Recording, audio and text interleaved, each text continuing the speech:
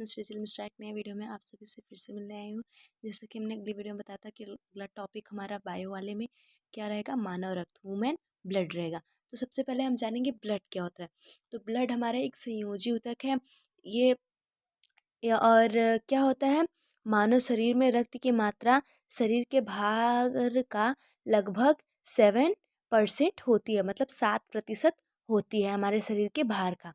रक्त एक क्षारीय विलय है जिसका पीएच मान, मतलब पावर ऑफ हाइड्रोजन मान कितना होता है, 7.4 होता है। या एक वयस्क मनुष्य के औसतन कितना मतलब ब्लड रहता है एक मनुष्य का। तो एक वयस्क मनुष्य के शरीर में 5 से 6 लीटर रक्त होता है। महिलाओं में पुरुष की तुलना में 1 से 2 या फिर 1-2 लीटर रक्त कम होता है। ठीक है। रक्त में 2 प्रकार के पदार्थ पाए जाते हैं। सबसे पहला हमारा पदार्थ क्या होता है, क्या होता है हमारा, प्लाज्मा। और सेकंड हमारा होता है रुधिराणु।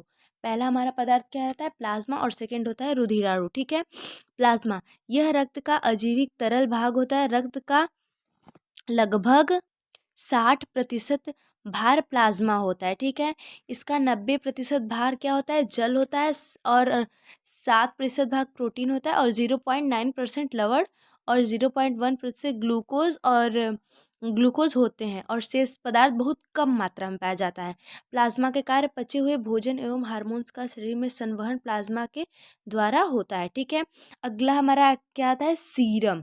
सीरम जिसको कहते हैं, जब प्लाज्मा में से फाइब्रोनोजन नामक प्रोटीन निकाल लिया जाता है तो शेष प्लाज्मा को सीरम कहते हैं। जब इसमें से फाइब्रिनोजन नामक एक प्रोटीन होता है जिसको निकाल लेंगे तो जो पदार्थ बचेगा उसी को हम क्या कहते हैं, सीरम कहते हैं।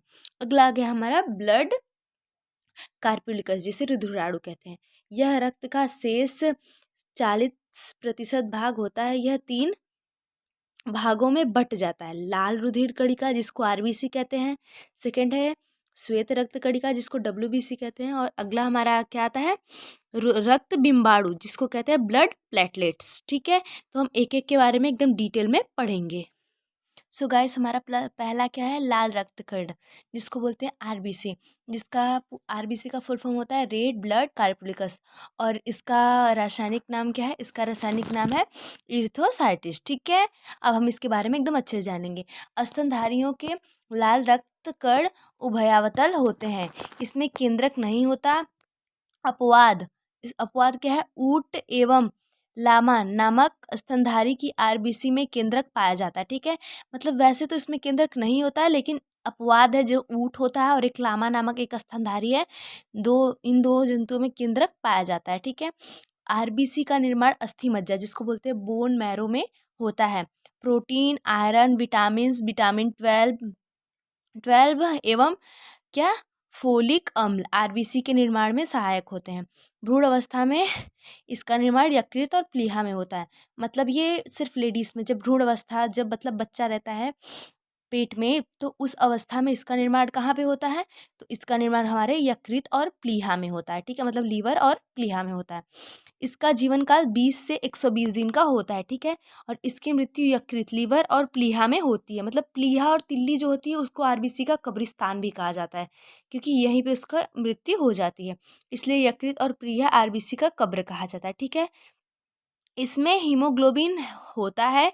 इसमें हीम का क्या है, नामक रंजक होता है, जिसके कारण रक्त का रंग लाल होता है। तो कोई भी क्वेश्चन करे रक्त का रंग, ये तो आप लोग को पता ही होगा कि रक्त का रंग लाल होता है किसके लिए, हीमोग्लोबिन के कारण। जिसमें हीम क्या होता है, आयरन होता है, और ग्लोबिन प्रोटीन होता है। ठीक है। अब हम अगला देखते हैं। लाल सॉरी कारण रक्त का रंग लाल होता है। ग्लोबिन लोह युक्त प्रोटीन और ऑक्सीजन एवं कार्बन डाइऑक्साइड युक्त के संयोग करने की क्षमता रखते हैं। ठीक है। हीमोग्लोबिन में पाया जाने वाला लोह यौगिक हीमेटिन होता है। अब आरबीसी का मुख्य कार्य, इसका मुख्य कार्य क्या होता है, शरीर की हर कोशिकाओं में ऑक्सीजन पहुंचाना एवं कार्बन डाइऑक्साइड का वापस लाना। जो हीमोग्लोबिन होता है उस वही लेके जाता है।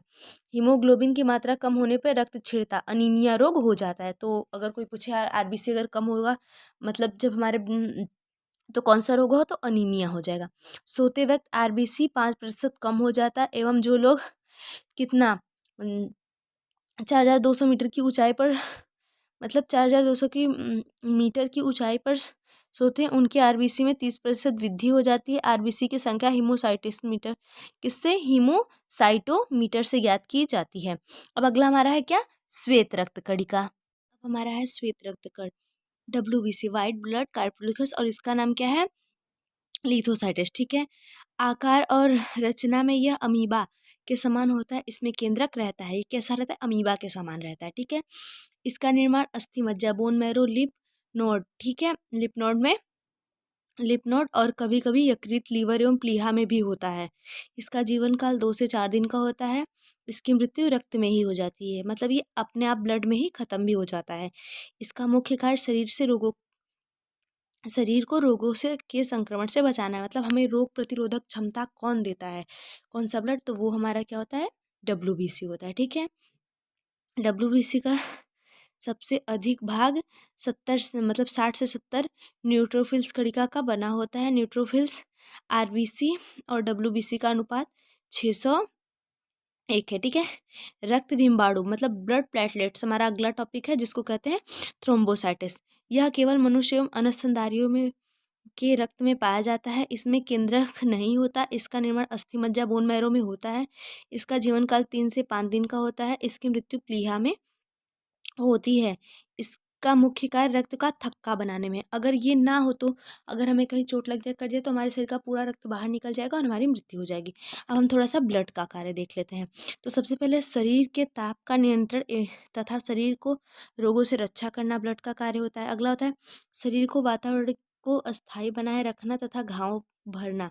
फिर रक्त का थक्का बनाना, ऑक्सीजन और कार्बन डाइऑक्साइड, बचा हुआ भोजन, उत्सर्जी पदार्थ तथा हार्मोन्स का संवहन करना, और यौगिक वर्णन में सहायता करना तथा विभिन्न अंगों में सहयोग स्थापित करना। ठीक है, सो गाइस हमारा अगला टॉपिक है ब्लड जो है उसके ग्रुप, मतलब मनुष्य के रक्त वर्ग। तो सबसे पहले इसका मतलब रक्त वर्ग की खोज किसने की, तो कार्ग लैंडिस्टर ने सन 1900 में किया था। इसके लिए इनको क्या, सन 1930 ईस्वी में नोबेल पुरस्कार भी मिला था। मनुष्य के रक्त की भिन्नता का मुख्य कारण लाल रक्त कण, आरबीसी में पाई जाने वाली ग्लाइकोप्रोटीन है, जिसे एंटीजन कहते हैं। क्या कहते हैं, एंटीजन, जो ग्लाइकोप्रोटीन होते हैं। ठीक है, एंटीजन 2 प्रकार के होते हैं, एंटीजन ए और एंटीजन बी। ठीक है, एंटीजन या ग्लाइकोप्रोटीन की उपस्थिति के आधार पर मनुष्य के 4 प्रकार के रुधिर होते हैं। सबसे पहला क्या होता है, हमारा एंटीजन ए होता है, जिससे क्या होता है, रुधिर ए वर्ग।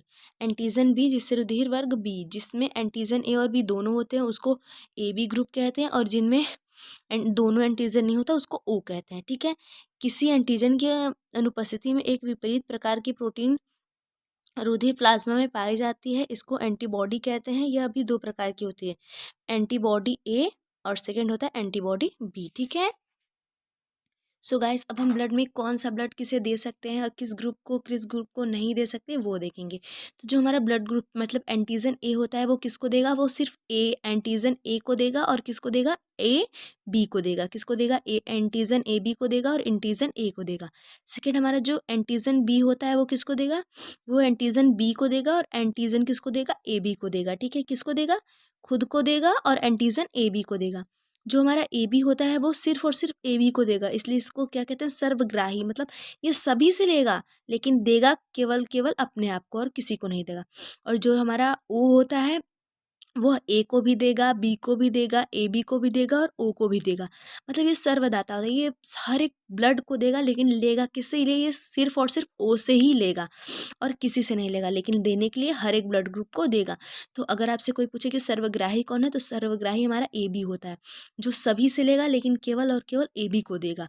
और जो हमारा ओ होता है, वो सर्वदाता जो सभी को देगा लेकिन लेगा सिर्फ और सिर्फ अपने आप, मतलब सिर्फ ओ से लेगा। सो आई होप आपको ब्लड के बारे में अच्छे से समझ में आया होगा। अगर आपको हमारी वीडियो अच्छी लगी तो प्लीज़ लाइक करिए, और हमारे चैनल पे नए हैं तो प्लीज़ हमारे चैनल को सब्सक्राइब कर लीजिए। और ज़्यादा से ज़्यादा अपने दोस्तों में शेयर करिए, ताकि उनकी भी नॉलेज बढ़े। तब तक के लिए अगली वीडियो में मिलते हैं, तब तक के लिए थैंक्स।